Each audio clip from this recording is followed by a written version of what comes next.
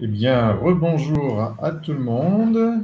J'espère que vous avez eu peut-être le temps de manger un petit morceau ou au moins vous, vous étanchez la soif, comme on dit. J'ai le plaisir donc d'annoncer la prochaine intervention de Anir Radid. Donc, ceux qui connaissent le CMTL connaissent probablement Anir Radid, qui est membre du comité marocain des tests de logiciels depuis maintenant de nombreuses années et qui est donc spécialisé dans la qualité logicielle.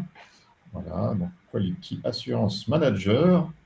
Et il va nous présenter aujourd'hui un sujet qui, je pense, intéresse vraiment tout le monde, le pilotage des tests par les indicateurs, puisque c'est souvent par là qu'on a des difficultés pour bien comprendre qu'est-ce qu'on fait, qu'est-ce qui se passe dans nos projets.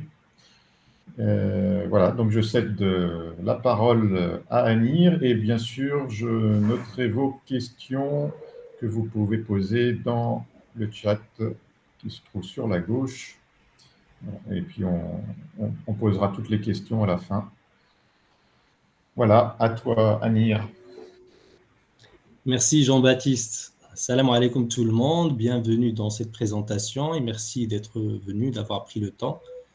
Donc, je vais vous présenter aujourd'hui un sujet bien important, celui du pilotage des tests par les indicateurs, qui ne va pas intéresser que les test managers, mais les analystes de tests aussi, parce qu'ils doivent répondre à des questions que les décideurs leur posent souvent. Donc, on va commencer par la structure de cette présentation. Donc, j'ai 45 minutes. On va le diviser en deux parties. Les 30 premières minutes seront dédiées à la présentation elle-même et puis 15 minutes pour les questions-réponses. Je vais gratter un peu de temps dans la présentation pour avoir plus de temps de questions-réponses, mais on va voir dans la pratique comment ça va se dérouler. La présentation en elle-même sera décomposée en 4 étapes. Donc, on va parler des indicateurs classiques qu'on connaît tous, qui sont dans les STQB ou autres, ou ce qu'on voit dans les projets. Et puis, on va confronter ça dans l'étape 2 à la réalité des questions des décideurs. Et puis, on va se rendre compte que ces indicateurs ne permettent pas forcément de répondre aux questions du décideur. Et puis, on aura une suggestion d'indicateurs qui pourrait répondre à ces questions de façon légitime. Et puis, nous allons parler des prérequis pour avoir des indicateurs de ce type-là sur vos projets. Donc, on va commencer à la barakatillah. Donc, là, voici les indicateurs classiques. Donc, on connaît tous les indicateurs de type comptage, des indicateurs qui vont calculer combien de tests sont prévus, combien de tests sont conçus, combien de tests par résultat, donc combien de tests au succès, combien de tests en échec, et puis combien de tests qui ne sont pas encore exécutés.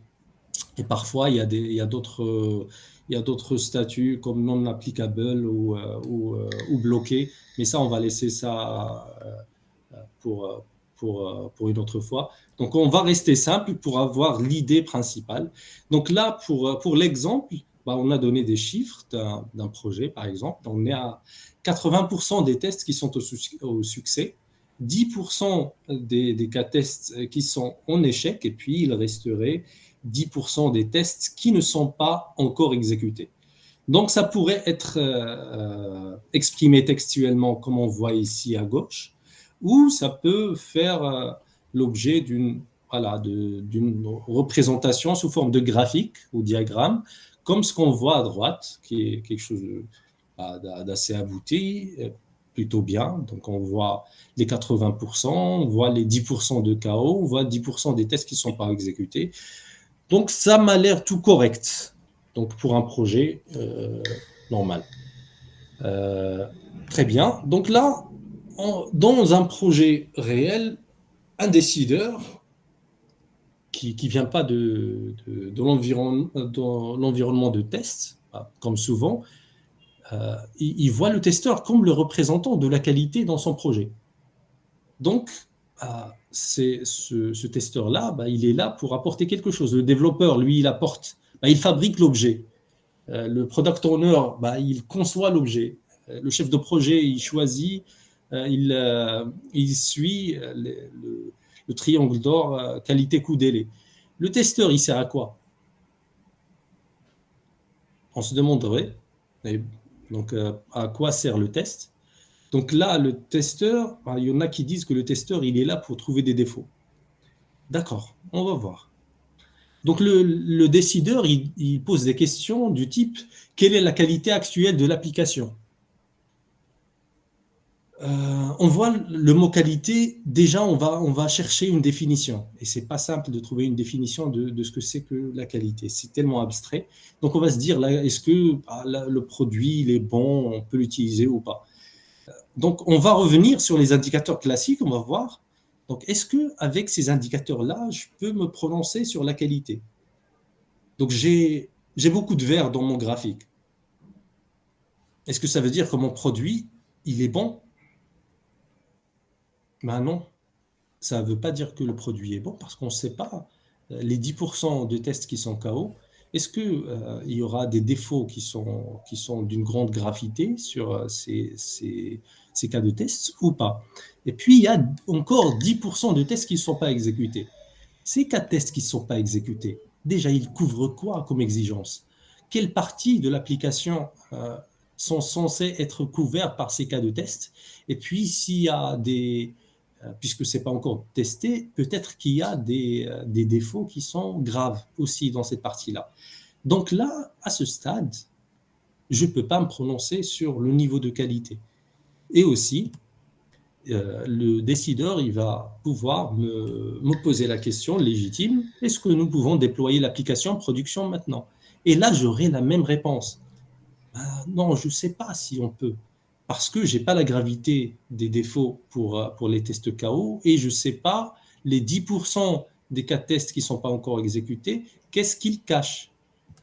Donc, quelles décisions, actions pouvons-nous faire pour améliorer la qualité?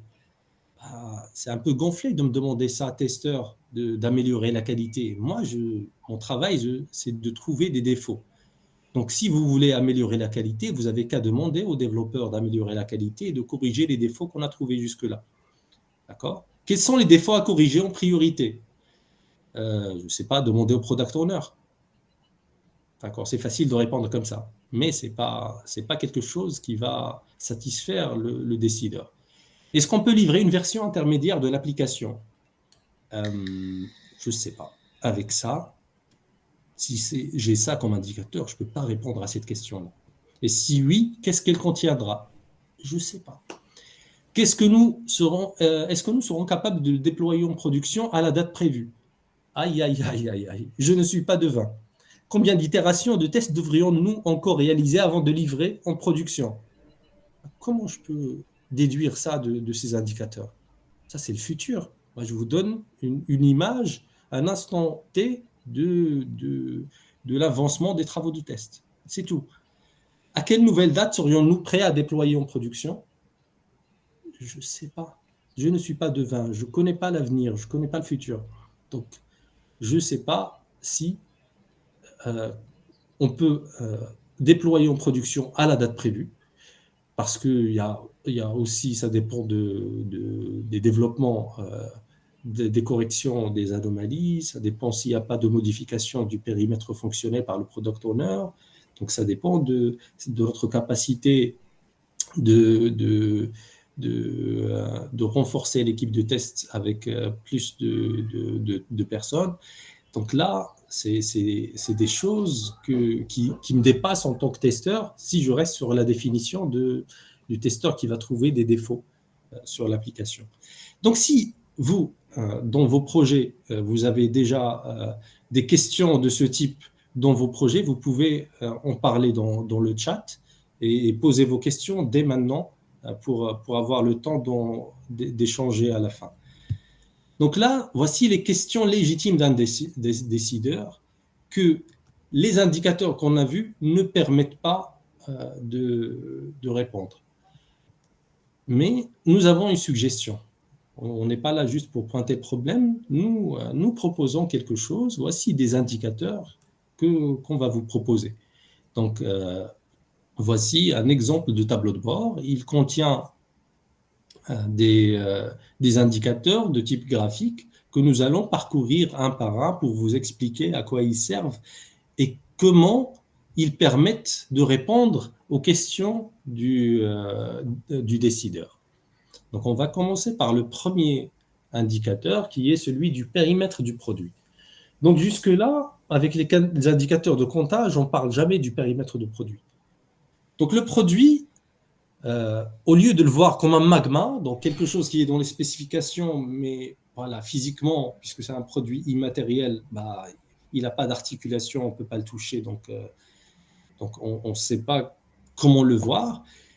C'est bien de le conceptualiser, de le représenter de façon graphique pour pouvoir en parler déjà, en discuter tous ensemble, parce qu'on est des profils différents, les développeurs, les testeurs, et les business analysts et les chefs de projet. Donc là, on a quelque chose en commun. On peut pointer du doigt un module du produit ou pointer du doigt une exigence parmi d'autres du produit et dire voici les exigences et les parties du produit qui sont importantes et critiques. Il faut prioriser les développements et les tests sur cette partie-là et voici les autres qui ne sont pas si prioritaires que ça et on peut développer et tester bien plus tard ou qui peuvent même faire partie d'une prochaine version si on manque de temps et de budget. Donc voici le premier indicateur, on va l'utiliser un peu plus tard, vous allez voir à quoi il va nous être utile. Donc le deuxième indicateur qui est très important aussi. Donc on a un périmètre de test, on en a parlé, donc on en a soustrait toutes les exigences. Vous voyez ici, on a des exigences, exigence 1 jusqu'à exigence 10.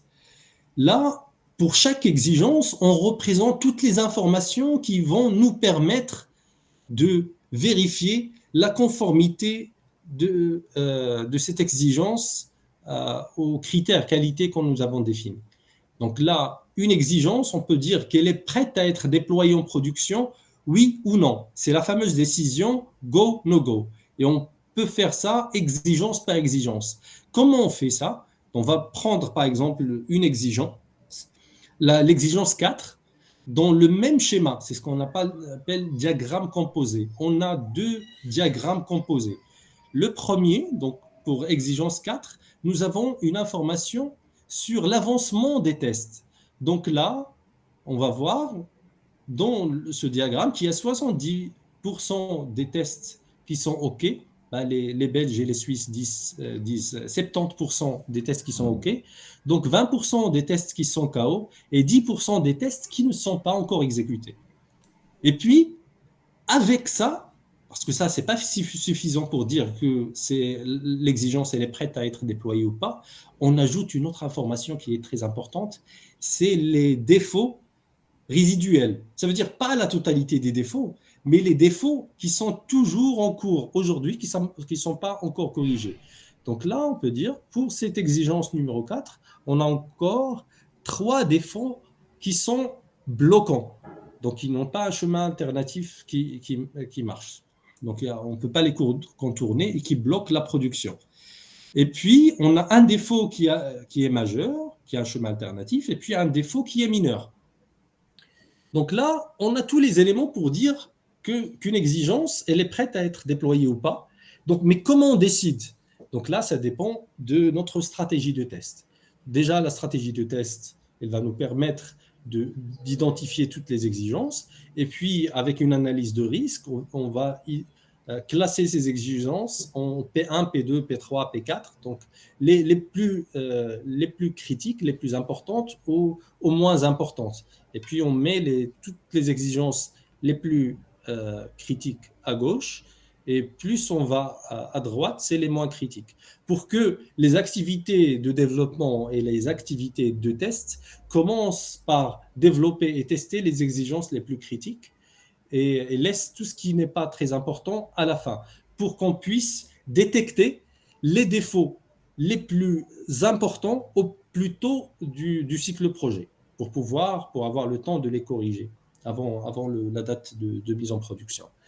Donc là, on peut, dans notre stratégie de test, dire voici le critère d'acceptation. Donc, quand est-ce qu'on dit qu'une exigence elle est prête à être déployée? C'est par exemple, donc je propose ça pour ce type d'exigence. Donc, quand les exigences sont critiques, donc il faut que 100% des tests soient exécutés, 100% des tests soient OK. Et puis qu'il y ait zéro défaut bloquant, zéro défaut majeur, et puis on est plus tolérant sur les défauts mineurs. Ça, c'est pour les anomalies critiques et pour les exigences critiques. Et s'il y a des exigences moins critiques, ben, on peut descendre le seuil. Voici le seuil, c'est le tiret rouge que vous voyez ici. Donc, si on a une exigence de 100% des tests OK, bah, on va le voir ici tout en haut.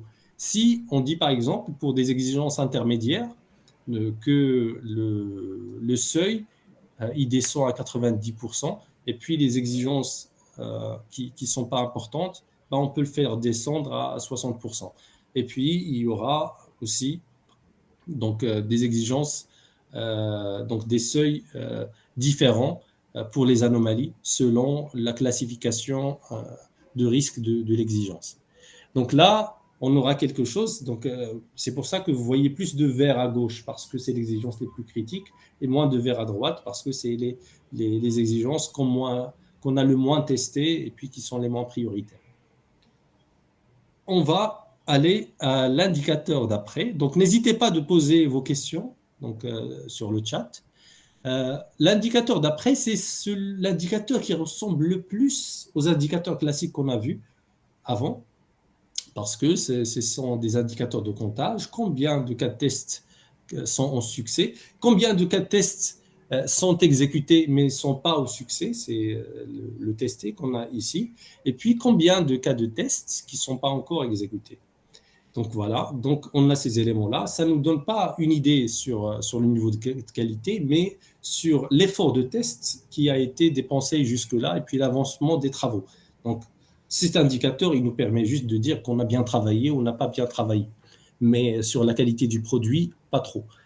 Donc plus de ça, ce qui est important, c'est ça.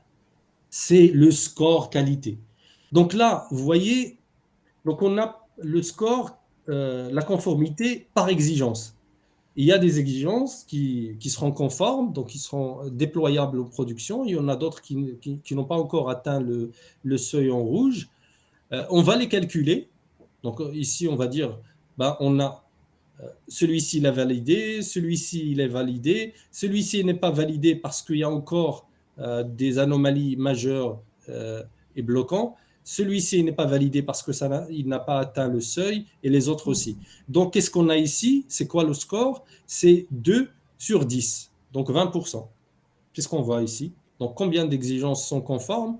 20%, 80% ne sont pas encore conformes. Et là, vous avez répondu à la question du décideur. Quelle est la qualité actuelle à l'instant T de notre produit? Et là, vous lui donnez un chiffre. 2 sur 10, c'est clair et c'est précis. Et vous, s'il veut plus de détails, voici les exigences qui sont déployables maintenant en production. Donc là, vous pouvez représenter ce score qualité sur le périmètre qu'on a vu un peu plus tôt. Donc, vous dites, d'accord, les exigences 1 ou 2 et 2, donc 20% du périmètre. Et ils se situent où ces 20% de périmètre? Ils sont ici, exigence 1, exigence 2. Ils appartiennent tous les deux au module 1, parce que le module A, il est le module le plus important. Mais le module A, il n'est pas encore prêt à être déployé parce que l'exigence 3, lui appartient. Donc la priorité, c'est de travailler sur l'exigence 3 pouvoir valider entièrement le module 2, le module 1, avant de passer aux autres modules. Et là, on a une information claire et puis on oriente, on donne des solutions pour améliorer le niveau de qualité du produit, ce qui va correspondre, qui va répondre à la question 3. Quelles décisions, actions pouvons-nous faire pour améliorer la qualité? Et quels sont les défauts à corriger en priorité? Clairement, c'est ceux de l'exigence 3, parce qu'il appartient au module qu'on a identifié comme le plus important. Donc, au fur et à mesure qu'on avance dans le projet, vous allez voir que le schéma, il va aller dans le bon sens et les bonnes exigences seront prêtes à être déployées en production, donc selon leur niveau de criticité. Donc, voici un autre schéma qui va permettre, lui, à répondre aux questions des devins. Donc, les questions qui te demandent, en tant que testeur, est-ce qu'on sera prêt pour déployer le produit en production? Combien d'itérations on aura besoin pour déployer en production? Et si on ne peut pas déployer à la date prévue, à quelle nouvelle date on va déployer? Là, c'est simple. Si vous faites ce travail-là, avec ces indicateurs-là, vous pouvez répondre à ces questions. Comment on va répondre à ces questions? C'est grâce au score qualité. Donc, le score que vous voyez ici, vous le saisissez pour chaque semaine. Donc, chaque semaine, vous mettez le score. Donc, ici, le score, c'était 20%. La semaine d'après, c'est 35%. La semaine d'après, c'était 45%. La semaine d'après, 55%, ainsi de suite. Vous le notez sur un tableau. Et puis, vous demandez à Excel de faire un graphique. Donc, il vous dessine ce graphique-là. Et vous faites un cliquet droit dans Excel et vous dites, dessinez-moi une courbe de tendance. Et là, il vous dessine la courbe que vous voyez ici en pointillé en bleu. Il la dessine automatiquement. Et là, c'est tout. Vous avez presque tout fait. Vous prenez un rectangle, vous le dessinez pour vous simplifier le travail et vous allez chercher l'intersection entre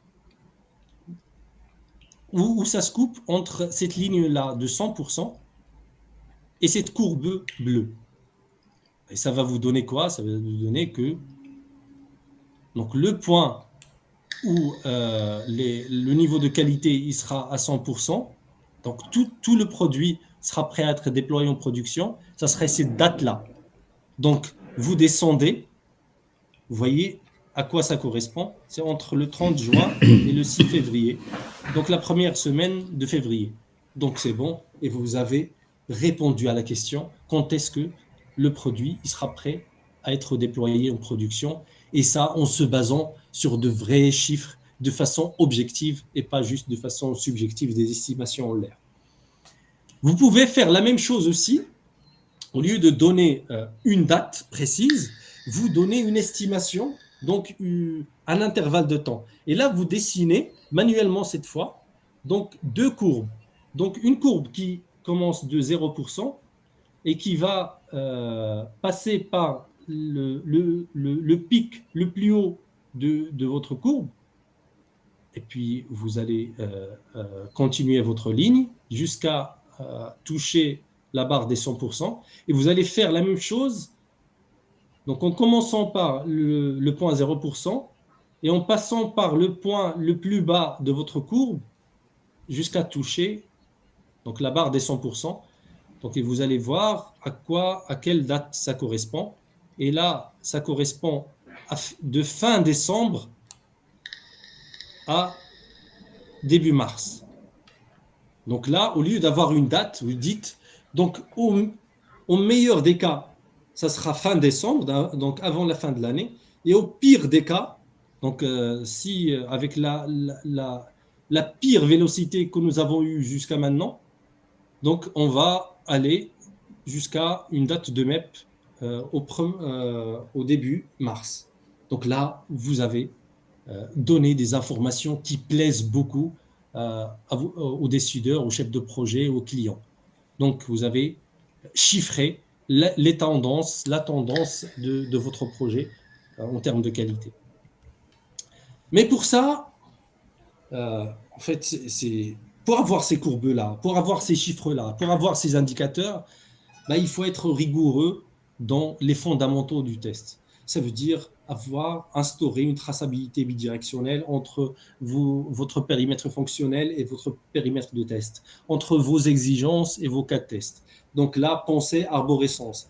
Nous avons une version du produit, il est décomposé en exigences, ça veut dire une représentation atomique des spécifications. Au lieu d'avoir des spécifications textuelles, on le décompose en exigences.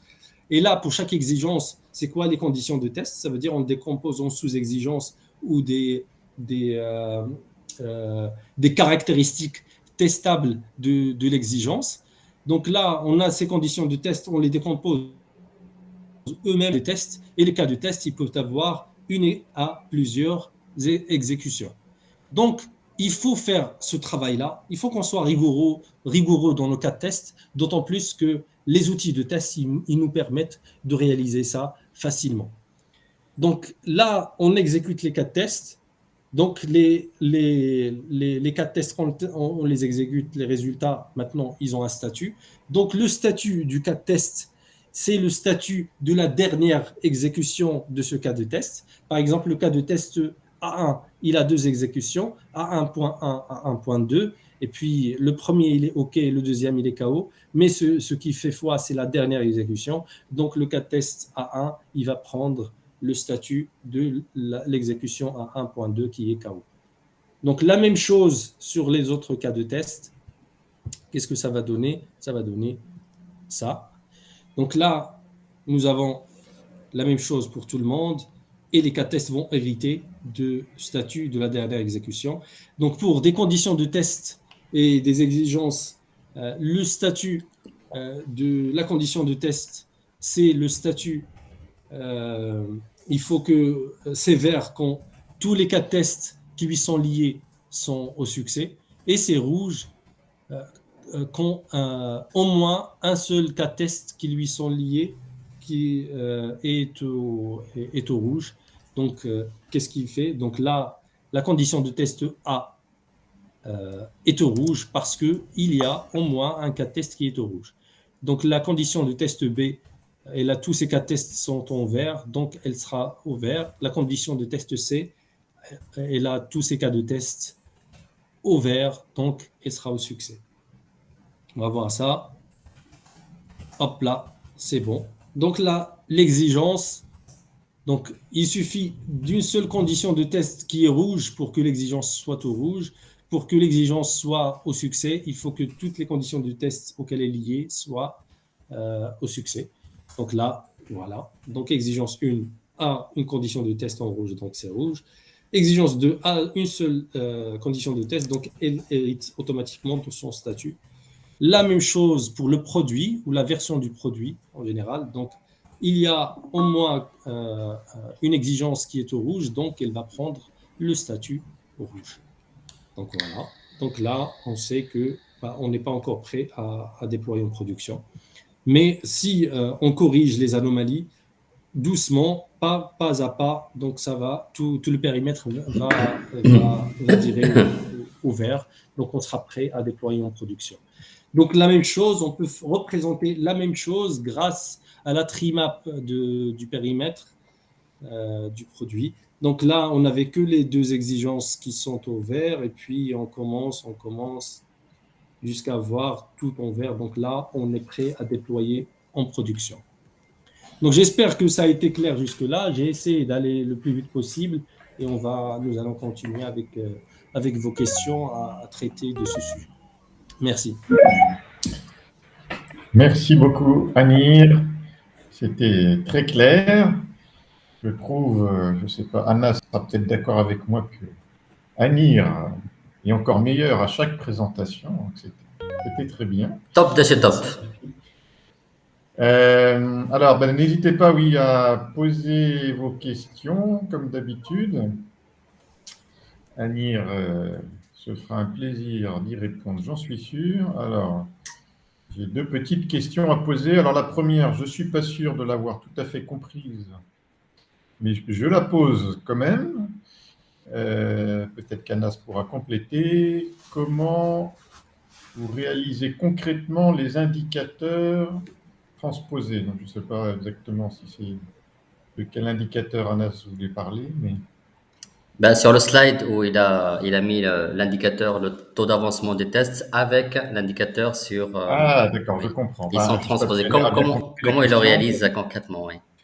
Ça m'intéresse. Ah oui, comment c'est réalisé concrètement? Oui, ça, ouais, s'il te plaît, Ouais. ouais. Comment tu fais, Oui, oui. ça c'est dans Excel. Donc dans Excel, en fait, on peut créer des diagrammes donc Ouais. simples. Et il y a aussi une option dans toutes les versions d'Excel.